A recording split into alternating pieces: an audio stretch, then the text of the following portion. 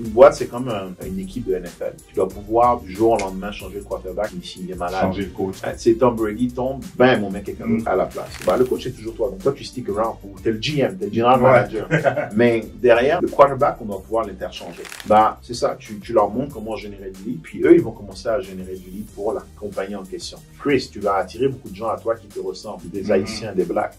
Tu prends un courtier portugais. Il fait le même speech que toi, mais dans sa langue et avec sa touche, il va attirer des clients portugais. Et tu viens de créer une boîte aujourd'hui qui est indépendante de Christopher Salvador. Et là, maintenant, tu as un système. Et là, tu es un vrai entrepreneur. Et là, tu es une entreprise. Les gens vont te dire des fois que you're not good enough, you're not strong enough, you're not experienced enough. Fuck them. That's it. Just do you. Puis c'est correct, ils ont le droit d'avoir leur opinion. Mais à la fin de la journée, tu fais ce que tu as à faire, tu stack up, tu te mets tellement d'évidence, de preuves à toi-même que tu es capable de le faire qu'au bout d'un moment, tu avances sans tenir compte des autres. They're gonna catch you. That's it. Eventually. They're gonna catch you.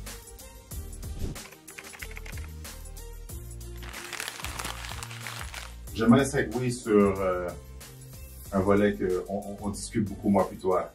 Bring it up. Comment scale une business? Comment scale une business et avoir un exit de genre 9 figures, là, de 9 chiffres, de 100 millions? Parce que on en parlait tantôt. C'est sûr, quand tu regardes le cadran du cash flow, tu as les employés, tu as les travailleurs autonomes, tu as les propriétaires d'entreprise, tu as les investisseurs. On a tout, puis je trouve, c'est pas tout le monde, tu peux jumper, admettons, du côté investisseur, côté propriétaire d'entreprise. Fait que veux pas, pour la réalité de la majorité des gens, c'est que tu vas passer par employé, travailleur autonome, tu montes ta business à un certain niveau, tu génères un certain revenu pour être en mesure de la scale puis de passer à propriétaire d'entreprise. Bon, on s'entend, on en parlait tantôt. Ça vient avec des challenges, ça vient avec des obstacles. L'argent qu'il faut donner à Revenu Québec, Revenu Canada, etc., les échecs auxquels que tu fais face. Mais, pour passer de travailleur autonome à propriétaire d'entreprise, il y a des façons de faire, il y a des étapes. Peux-tu nous énumérer ces étapes-là avant de parler de comment scale ta business? Personnellement, j'ai jamais fait un exit à 9 chiffres. Mais tu as eu l'expérience, tu vois, tu viens de nous en parler avec qui? Ouais, mais avec le bâtiment que je construis, on le vendrait quand on va le vendre, parce que là, on fait des calculs de rentabilité pour calcul TRI, puis on fait des projections de vente à 7 ans ou à 10 ans. Effectivement, ça va être un exit à 9 chiffres. On parle de plus de 100 millions. Aujourd'hui, je ne l'ai pas encore fait, mais par contre, j'ai une vision qui est très claire sur comment y arriver, de par ce que je vois dans mes entreprises aujourd'hui, mais aussi de par toute la littérature que je lis. Donc, je tiens à préciser, je ne l'ai pas encore fait. Mais le chemin pour y arriver, je pense qu'il n'est pas très difficile. Et je vais mettre un bémol là-dessus. Je pense pas que c'est très difficile de faire un exit à 100 millions, surtout quand tu es dans l'immobilier. Une fois que tu as fait un exit à 100 000, à 1 million, à 10 millions, puis à 100 millions. C'est juste des steps. Et à différents steps, tu vas avoir besoin de différents éléments. Mais on va commencer par le plus bas niveau. Donc, l'employé aujourd'hui qui fait un 100 000, qui au passage est considéré comme classe moyenne au Québec. Hein, on va mettre les choses en perspective. En plus. Si tu veux aller plus loin, il n'y a pas de secret. En étant employé, tu n'arriveras pas à 1 million. C'est clair que non. Il faut que tu passes dans soit même en tant que travailleur autonome ou un travailleur autonome, tu vas peut-être arriver à 300, 400, 500. Mais à un moment, tu vas passer dans une incorporation, tu vas devenir un entrepreneur, puis tu vas créer un système. Un système, et pour moi, c'est deux choses, c'est le intake et le outtake, le output, on va dire. Donc, faut que si on parlait tout à l'heure supposons, tu crées une boîte de courtage, par exemple, il faut que tu aies un système qui te permette constamment d'être en mesure de générer des leads de courtiers qui vont travailler dans ton équipe, mais aussi des leads de clients qui vont travailler avec ces courtiers. Et honnêtement, une fois que tu as un market fit, tu as trouvé le bon fit entre ton brand et le marché, ce que recherche le marché, que tu es en mesure de constamment générer des leads, tu vas filer ton équipe là. Tu sais, je suis pas dans le courtage, je suis pas vraiment du courtage, mais je me lancerai dans une boîte de courtage. Je vois le nombre de leads que je génère actuellement avec mes business, notamment. Par semaine. Par semaine, on doit être à peu près à 300 à 400 leads par semaine en termes au niveau de mes différents programmes de coaching. C'est vraiment juste derrière d'être constamment dans le improvement. Donc, un SOP ici, recruter la bonne personne, améliorer les processus, améliorer le service client. C'est constamment des petites choses qui prennent du temps Like, ça arrive pas du jour au lendemain, là. Qui prennent du temps, tu build up. Puis quand tu vas arriver à 1 million, derrière, c'est juste de continuer à faire ce que tu fais de la bonne manière, de façon répétée, tout en travaillant vraiment sur les choses importantes. Donc, renforcer ta présence de ton brand sur le marché, continuer à former tes gens pour qu'ils soient bons, continuer à dénicher les talents. Et c'est ça qui, combiné, va t'amener au-dessus du 10 millions. Pour aller jusqu'à 100 millions, comme je l'ai dit, je l'ai jamais fait. En immobilier, je sais exactement comment le faire. C'est pas très compliqué. Mais t'es un gars de chiffres, t'es un gars de tech. Fait que, ça mettant en termes de chiffres, comment que, si on prend par exemple PBD. Ouais. Tu sais, PBD, Patrick Bet-David, que lui a eu un exit, je pense, 300 millions. Ouais. De sa compagnie d'assurance. Comment que, dans la technique, tu sais comment on peut faire ça? Ben, un exit, c'est toujours que tu vends à quelqu'un. Right? Et que la personne à qui tu vends, c'est qu'ils voient encore un path to higher growth. Tout à fait. D'accord. Donc, par exemple, si tu vas dans le monde qui est beaucoup plus technique dans SaaS, en Software as a Service, c'est le genre de compagnie qui se vendent à X fois les revenus. Donc, pourquoi? Normalement, une compagnie s'évalue par rapport aux bénéfices, souvent on parle d'EBITDA, mais dans le SaaS, on considère que tes coûts sont tellement minimes quand tu vas scaler qu'on va juste prendre les revenus de façon générale, on va prendre les revenus récurrents annuels. Puis si tu es en mesure de montrer que tu n'as pas trop de churn, que d'une année à une autre ou d'un mois à un autre, on n'a pas justement une décroissance, mais plutôt une croissance, bah, tu vas aller chercher ce qu'on appelle un multiplicateur. Ça dépend des industries, ça dépend est-ce que tu es tech-enabled, ça dépend si tu es AI-powered. Tu sais, il y a plein d'éléments qui rentrent en compte, mais tu vas aller chercher un multiplicateur anyway entre 10 et 20. Supposons même que tu prends un multiplicateur de 20. Bah, ultimement, ce qu'on vient de dire, c'est que si tu vends une boîte à 100 millions, si tu es en mesure de créer un SaaS qui génère 5 millions par an, tu le vends à 20 fois les revenus. Boom. Tu viens d'avoir ton 100 millions d'exit. Exact. Puis, on va mettre les choses en perspective. Faire 5 millions annuels, c'est pas beaucoup. Là. On va même arrondir à 6 millions parce que j'aime les chiffres ronds. 6 millions divisé par 12, ça fait 500 000 par mois. 500 000 par mois, si tu as 1000 clients qui payent $500 tous les mois, tu as 500 000 par an, par mois. Là. True. Donc, 1000 clients qui te payent $500 tous les mois dans ton SaaS, ça fait 500 000. Fois 12, 6 millions. Un exit à 20 fois les revenus, tu es à 120 millions. Elle est là, la formule. Personnellement, je ne l'ai pas encore fait. Mon dernier SaaS n'a pas été le succès que je voulais. Principalement, je pense, parce que le marché comptabilité était trop petit. Exact. Très bel apprentissage pour la suite. C'est ça que j'allais dire. C'est l'apprentissage. Il faut que tu passes par là aussi. Tu penses vraiment que du premier coup, tu aurais fait un coup de circuit? Puis même en plus, ce qui est fun, c'est que je sais exactement pourquoi j'ai échoué. Avec le recul aujourd'hui, marché trop petit, pas une vraie expertise dans comment générer du lead, chose que j'ai réglée entre-temps, puis toute une expertise que j'ai développée après. Donc, cet échec était là justement pour m'amener là où je suis aujourd'hui. Puis même, est-ce que c'est un échec ou de l'apprentissage? C'est un échec, mais pour moi, il n'y a pas de différence entre les deux. Moi, mentalement, il n'y a pas de différence. Puis c'est peut-être la manière dont je le formule, mais un échec, c'est pas quelque chose de négatif, bien au contraire. Merci. Bien au contraire. Et c'est peut-être ça aussi un peu le challenge de nos communautés, c'est qu'on ne veut pas essayer, on ne veut pas tenter parce qu'on a peur de l'échec. Embrasse l'échec, là. Tu comprends? Puis je suis pas en train de te dire de prendre ta voiture et de foncer dans un mur, mais ne refuse pas d'entrer dans la voiture parce que tu as peur de mal conduire. Rentre dans la voiture. Puis si tu conduis mal, vous allez perfectionner. Exactement. Get on the road. Get on des the assurances au pire. Et ça, c'est comme ça que je verrai le chemin pour ce qui est un SaaS. Après, pour ce qui est business un peu plus physique, bah, c'est la même logique. C'est juste que ce genre de business, les multiplicateurs sont pas les mêmes. Mais tu vas aller chercher peut-être un x5, donc il faut que tu montes à 20 millions annuels, puis il faut voir que tu aies une belle marge. Donc, c'est la même logique. C'est à combien tu peux amener ton revenu annuel et c'est quoi le multiplicateur qu'on va y appliquer pour obtenir la valorisation une fois que tu vas la vendre. Puis j'ai aimé le fait que tu t'es pris comme exemple en regardant en arrière sur toi, mais tu m'as fait le même, comment je pourrais dire, tu m'as décortiqué de la même façon. Puis j'aimerais ça que tu le dises, qu'on en parle. Admettons, si on prend Chris Salador qui veut se monter une business à 10 millions, qui est une business scalable. Qu'est-ce qu'il faut que j'arrête de faire ou qu'est-ce qu'il faut que j'implante? Qu'est-ce que je pourrais pas revendre non plus? Ouais. Pour moi, quelque chose qui est surtout c'est ce que j'ai appris avec justement ma startup, Upkey, c'est que c'est très dur de créer une boîte. On le dit comme ça avec beaucoup de facilité, mais en réalité, guys, c'est dur, là. En fait, c'est que t'es en train c'est une vidéo qui me revient souvent en tête, c'est que tu es en train de monter le chemin de fer pendant que le train est en train de rouler. Donc, il y a tout qui casse, là. Il y a un truc qui casse, tu dois le ramasser, surtout au début. En plus, au début, t'as pas beaucoup de ressources, donc tu fais un peu tout toi-même. T'es forcément pas bon partout, donc tu fais un peu tout croche. Donc, c'est un peu c'est très dur de monter une startup. Une fois qu'on a dit ça, c'est que, à cause de ça, moi, si je dois faire quelque chose dans ma vie aujourd'hui, tout ce que je fais, c'est il faut qu'il y ait 2 S derrière. Scalable and sellable. Si c'est pas scalable, si c'est pas sellable, I don't want to do it.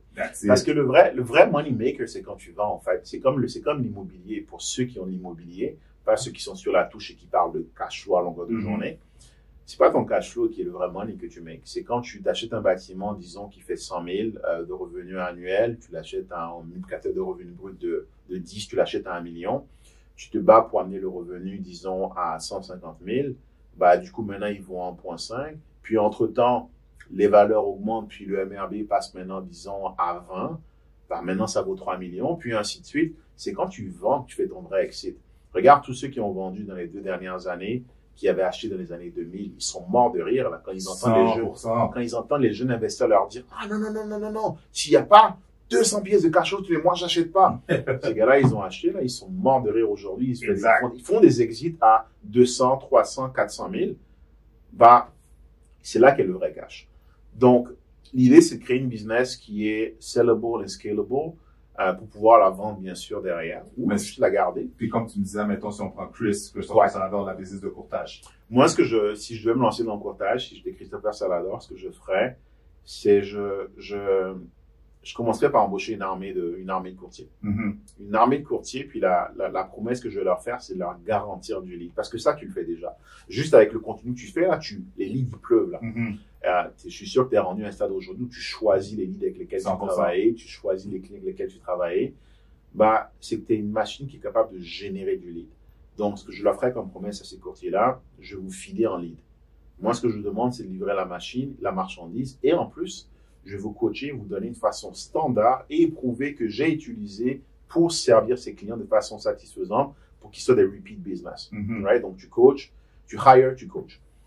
Deuxième chose que je ferais, c'est qu'ensuite, j'enlèverais ma face. Parce que personne ne va acheter la boîte christophersalador.com. C'est là que je voulais que tu t'arrives. Parce que le jour où Christopher s'en va, puis la plupart des boîtes, quand tu les vends, tu as toujours un processus où est-ce qu'on te dit, le founder ou celui qui vend reste 2 ou 3 ans pour faire un smooth exit. Je commencerai par remplacer ma face. Parce qu'entre toi et moi, tu as une stratégie qui te permet de générer du lead. Si tu es en mesure, c'est créer du contenu. Tu es en mesure de la teach à tous ces courtiers-là que tu embauches en plus. Eux, maintenant, ils vont devenir the face of the franchise. C'est-à-dire, une boîte, c'est comme une compagnie, une équipe de NFL. Tu dois pouvoir, du jour au lendemain, changer le quarterback s'il est malade. Changer le coach. C'est Tom Brady tombe, on met quelqu'un d'autre à la place. Le coach, c'est toujours toi. Donc, toi, tu stick around. Ou t'es le GM, t'es le general manager. Mais derrière, le quarterback, on doit pouvoir l'interchanger. C'est ça. Tu leur montres comment générer du lead. Puis eux, ils vont commencer à générer du lead pour la compagnie en question. Et même le plus drôle, c'est que c'est un marché qui est pratiquement illimité parce qu'en réalité, Chris, tu vas attirer beaucoup de gens à toi qui te ressemblent, des Haïtiens, des Blacks. Tu veux commencer à les taper dans la population blanche, tu prends ou québécoise, tu prends une Cindy Tremblay qui va faire le même contenu que tu fais avec sa flavor, avec sa sauce. Elle va attirer à l'agence des Québécois. Tu vas aller chercher des Portugais, tu prends un courtier portugais, il fait le même speech que toi, mais dans sa langue et avec sa touche, il va attirer des clients portugais. Et tu viens de créer une boîte aujourd'hui qui est indépendante de Christopher Salador. Bon. Et là, maintenant, tu as un système. Et là, tu es un vrai entrepreneur. Et là, tu es une entreprise. Et après, maintenant, c'est de l'amener à ce qu'on appelle enterprise value. C'est juste de continuer à faire ce que tu fais là de façon correcte, comme il faut, et le faire grandir en l'acquisition de courtiers, l'acquisition de leads, et on livre le service. Et si tu es en mesure de scaler chacun de ces endroits-là, ta business va exploser. À quel point c'est important les SOPs, les systèmes d'opération, les procédures d'opération. Parce que beaucoup d'entrepreneurs, comme tu l'as dit, on essaie de mettre la raille de train pendant que le train vient, mais on oublie l'importance parce que justement, pour que ça soit scalable and sellable, il faut que tu aies des procédures en place, il faut que tu aies des systèmes en place. Mais beaucoup de gens, on est comme, ah non, je vais tout faire par moi-même. Vas-y. Surtout l'entrepreneuriat aujourd'hui est présenté sur Internet comme étant shiny thing, c'est nice, yeah, 6-figure entrepreneur. Guys, être un entrepreneur, là, c'est lonely, là. C'est un chemin du combattant, c'est dur, c'est brutal, c'est sans pitié, là. Tu perds ta santé mentale. And that's why it's a good thing. Right? Big time. Ça réveille en toi le démon qui est en toi parce que, pour moi, genre, je pense que tu as raté ta vie si tu n'as pas goûté à l'expérience de créer une entreprise.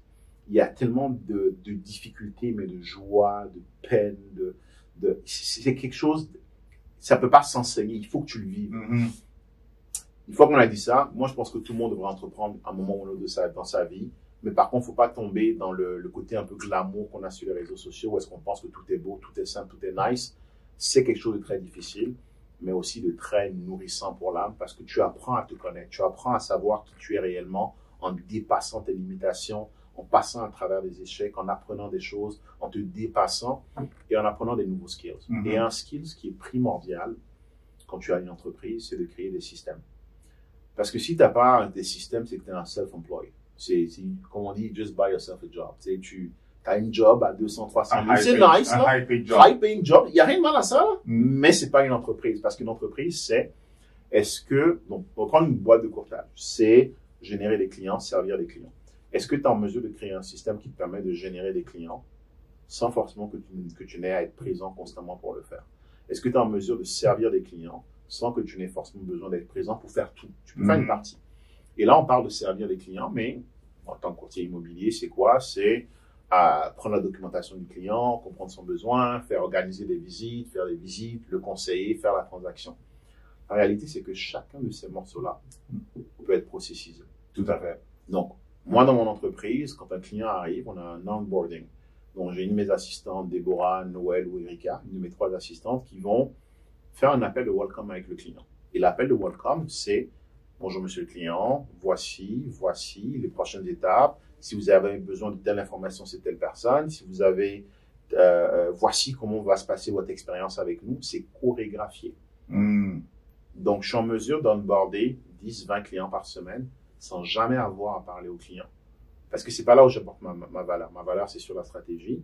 Mais je veux quand même que le client, on le prenne par la main pour qu'il ne se sente pas seul dans l'écosystème. Exact. Et donc, je viens de mettre en place une chorégraphie de comment on onboard un client chez moi. C'est une procédure. Derrière, chaque semaine, on fait des suivis avec les clients. Il y a une façon qui est chorégraphiée de le faire. Mes assistantes savent que quand elles font le suivi, c'est le mardi à telle heure et voici comment on le fait. Ce que ça permet de faire, c'est quoi? C'est que si demain, j'ai mes 3 assistantes qui tombent enceintes, true story, la réalité, c'est que pendant leur congé maternité, je peux embaucher n'importe qui d'autre et lui dire, tu vas lire telle procédure, telle procédure, telle procédure, et je le plug in. Donc, en gros, la business ne dépend plus de moi. Il y a toujours une partie qui va dépendre de moi, comme par exemple, c'est la stratégie. Et c'est pour ça que ce genre de business est un peu plus difficile à vendre, parce qu'elle est basée sur le personal brand.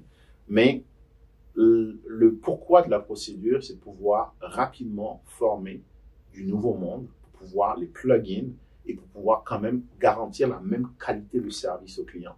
Et c'est important aussi parce que ça nous permet de tout le temps faire les choses de la même manière. Donc, si on doit aller chercher une amélioration, supposons qu'on a eu 100 clients, on aura eu 100 itérations où est-ce que le client a été servi de la même manière. Et on pourra donc dire, si on veut améliorer la qualité du service, on va changer quelque chose dans la procédure, on va voir tout de suite l'impact sur les 100 clients. Et donc, on peut constamment faire de la rétroaction et améliorer. C'est juste du incremental improvement. Et des fois, c'est des petits improvements qui font qu'à la fin de la journée, waouh, on se rend compte qu'on a quelque chose d'extraordinaire. Et ça, elle est là la vraie valeur de la compagnie. Dans le fait que la personne qui t'achète, la raison pour laquelle McDo est McDo, c'est parce que quand quelqu'un achète un McDo, il sait que McDo University va lui envoyer un manager qui a été formé de la bonne manière pour gérer les McDo, qui va passer la commande de la bonne manière, qui va l'envoyer au chef derrière de la bonne manière, qui va livrer le même burger de façon consistante. Avec le même goût. Peu importe où est-ce qu'on est. C'est ça la valeur de McDo et c'est ça la valeur que tu crées dans ta compagnie, le enterprise value à travers tes process. Tout à fait. Puis, pour terminer, pour segway aussi, pour venir boucler la boucle, parce que là, on parlait du côté entrepreneurship, on parlait de justement générer des revenus parce qu'il nous faut des revenus. Tantôt, on parlait de projets immobiliers, de peu importe c'est quoi les projets pour être en mesure de scale quelque chose puis de le vendre à avoir un exit de 9 chiffres. OK? Mais comme on disait tantôt, off-cam, c'est que c'est bien beau comme dans ton projet, puis c'est une question que je voulais te poser tantôt, mais dans le projet que tu es en ce moment-là qui va avoir une valeur de X, est-ce que toi puis les investisseurs qui sont dans le projet, est-ce que vous avez de l'argent tous les mois? Ah, c'est un très bon point. Parce que c'est un très c'est bon point. bien beau les projets, c'est bien beau les dizaines de millions de dollars, mais la réalité, à tous les mois, tu as besoin d'argent. Parce que est-ce que ce projet-là, pendant que tu es dans l'exécution, tu peux pas aller à l'épicerie puis payer, payer avec, je vais vous donner un pourcentage de mon équité future qui n'est même pas encore réalisée. Ouais. C'est un très bon point, puis ça va aussi permettre de démystifier ce que les gens pensent de ce que c'est que réellement l'immobilier. Exactement. Il y a, on va dire, puis j'aime pas le mot passif parce que ça n'existe pas. Tu sais, les revenus passifs là, ça n'existe pas. Mais on va dire des revenus moins actifs. Il y a deux types de revenus en immobilier. Il y a les revenus actifs et il y a les revenus un peu moins actifs. Je n'utiliserai pas le mot passif parce qu'à la fin de la journée, il y a toujours une action qui est prise. En fait, c'est un peu un scam que les gens ont acheté. Il y a toujours un peu de jus à mettre au début. Plus tu vas être avancé dans ta carrière, plus tu vas avoir de capitaux à investir et là, il y aura moins d'actifs. Mais au début, il y a toujours un peu d'actifs. Donc, il y a les revenus actifs et les revenus non actifs. Les revenus non actifs, c'est quoi par exemple? Ça va être le fait que, un peu moins actifs. Les revenus un peu moins actifs, ça va être par exemple le fait que sur une business comme ça, bon, le terrain vaut 10 millions, j'ai un pourcentage, disons 25%, j'ai 2,5 millions. Je ne vais pas aller faire mon épicerie avec, mais dans ma valeur nette, j'ai un 2,5 millions. Et c'est important parce que quand quelqu'un te dit qu'il est millionnaire ou milliardaire, c'est pas qu'il a 1 milliard sur son compte en banque, là. C'est qu'il a 1 milliard ou il a 1 million ou des millions qui sont dans différentes entreprises qui ont différentes valeurs, qui pourraient liquider demain pour aller chercher cette valeur-là. D'accord? L'argent est liquide. Mais c'est de l'argent illiquide. Puis il faut être stupide. Puis je suis désolé, je connais des gens, eux, leur objectif, c'est d'épargner. Et ils pensent que ça va les rendre riches, alors que l'argent perd de la valeur tous les mois à cause de l'inflation. Alors qu'ils le mettraient dans un bâtiment, ça prendrait de la valeur. Mais l'argent, en réalité, tu ne le gardes pas de façon liquide. Cet argent, il est illiquide, mais c'est un rendement et c'est du cash, c'est de l'argent que tu fais. Maintenant, il y a la deuxième façon de faire de l'argent qui est beaucoup plus active, comme par exemple, tu es un courtier immobilier, tu participes à une transaction, tu charges un frais de transaction, par exemple, de 2%. Sur un bâtiment de 1 million, tu viens de faire 20 000. Une autre façon, par exemple, moi, sur ce genre de transaction, je suis plus vraiment ce qu'on appelle un investisseur immobilier. Je suis plus ce qu'on appelle un développeur immobilier. En tant que développeur immobilier, moi, mon rôle, c'est vraiment je suis un gros gestionnaire de projet qui va gérer le financement, gérer l'exécution, gérer les consultants en cours, gérer les architectes, gérer le permis avec la ville. Et quand tu es développeur sur un projet, tu as une rémunération qui est prise à même le financement sur le projet. Pour donner un ordre d'idée, un développeur va faire entre 4 et 6% du coût total du projet. Donc, sur un projet, par exemple, de 100 millions, ma rémunération va être de 4 millions. Et j'imagine déjà dans les commentaires, les gens vont perdre leur tête, Asti crosseur, Asti voleur. La réalité, c'est que quand tu passes à travers ce que c'est que développer un projet, quand tu passes à travers les nuits blanches, les appels, les courriels, les rebondissements, le fait que tu dois tout le temps tout checker. Les murs que tu frappes. C'est les murs que tu frappes, les problèmes de permis, les problèmes de terrain, les problèmes de voisins, c'est pas beaucoup rémunéré par rapport au nombre d'heures que tu mets, mais c'est une façon effectivement de se rémunérer. Et donc, tu vois, si vous allez dans l'immobilier, vous voulez acheter des blocs parce que vous voulez, par exemple, vivre de l'immobilier, à court terme, vous n'allez pas vivre de l'immobilier. Je dis à tous mes clients, vous ne lâchez surtout pas votre emploi, bien au contraire.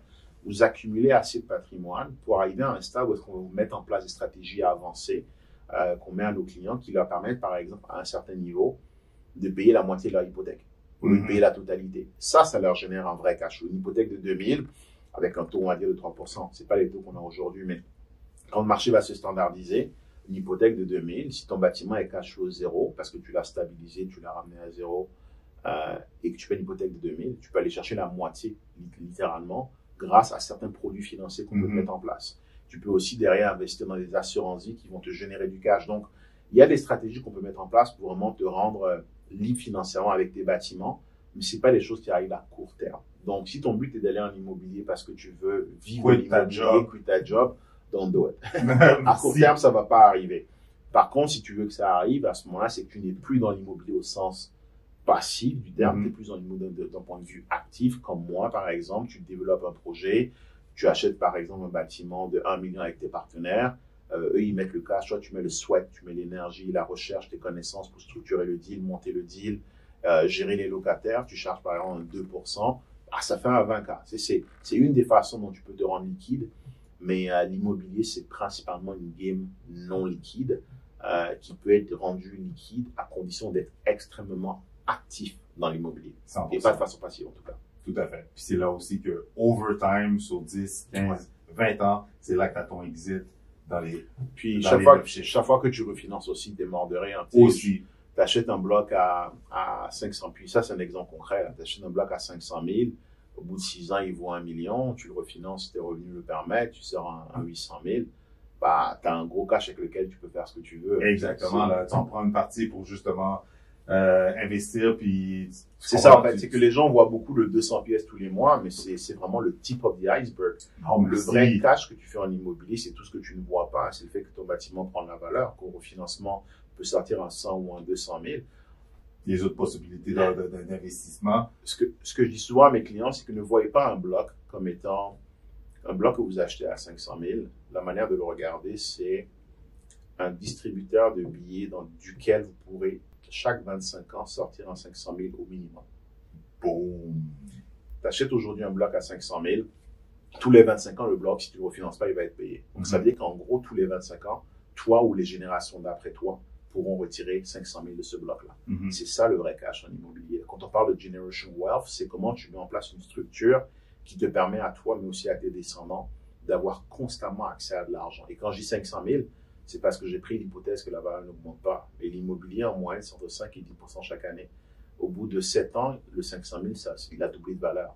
Ça veut dire qu'au bout de 7 ans, ton bloc, il vaut 1 million. Donc, en réalité, tous les 25 ans, ton bloc, qui vaut par exemple 2 millions ou 1,5 million, tu peux retirer une bonne partie de cet argent-là. C'est du cash qui est à disposition à toi et aux générations d'après pour continuer à le déployer. Boum! Et Uriel, où est-ce que les gens peuvent te suivre, rentrer en contact avec toi ou embarquer dans tes programmes aussi? Donc, 2 plateformes sur lesquelles on est très présente. YouTube, j'aime beaucoup YouTube parce que c'est du contenu un peu plus long. Ça permet vraiment aux gens de bien apprendre à me connaître, comprendre ma philosophie. Si vous voulez comprendre un peu comment j'investis et mon écosystème, allez sur ma chaîne YouTube. Ou sinon Instagram. Je pose beaucoup de contenu, beaucoup plus lifestyle, beaucoup plus un peu Instagrammable, on va dire. Humain. Donc, Uriel Bigot sur Instagram, il n'y en a pas 2. Puis Uriel Bigot aussi sur YouTube. C'est les 2 plateformes pour me retrouver. Et un gros merci, Uriel. Merci, Chris. Continue ta belle croissance, ta belle lancée, puis on se souhaite, on se souhaite le exit à 9 chiffres. Bah, écoute, merci beaucoup pour l'invitation. Puis, quelque chose que on en a peut-être un peu rapidement parlé tout à l'heure. Moi, ce que je dirais aux gens, c'est donnez-vous des objectifs qui vous font peur. Si vous ne donnez pas des objectifs qui vous font peur, vous allez vous retrouver à la fin de votre vie en vous rendant compte que vous n'avez pas fait grand-chose. Une image que j'aime beaucoup dans la mythologie, c'est Icare. Icare qui a collé des ailes sur son dos avec de la cire, qui s'est mis à voler, puis il a volé trop proche du soleil. Le soleil a brûlé les ailes et il est tombé, il est mort. Il y a 2 façons de regarder cette histoire. La première, c'est de se dire « Oh, mais quel con, il est mort !» parce qu'il a voulu jouer trop proche du soleil, parce qu'il a voulu aller trop haut, il a rêvé trop grand. Ou bien, et ça c'est ma façon de voir les choses, c'est de me dire au moins lui, il a approché le soleil. Donc, il faut que ce que tu te donnes comme objectif te fasse vraiment peur. J'en parlais la semaine dernière avec un de mes partenaires en lui disant, bah, tu sais quoi, j'ai vu des concours sur Internet, objectif 100 portes, 100 000, puis je lui ai dit, c'est ce qu'on va faire. On va se donner comme objectif cette année d'acheter 100 portes en une année. Juste pour le fun. That's it.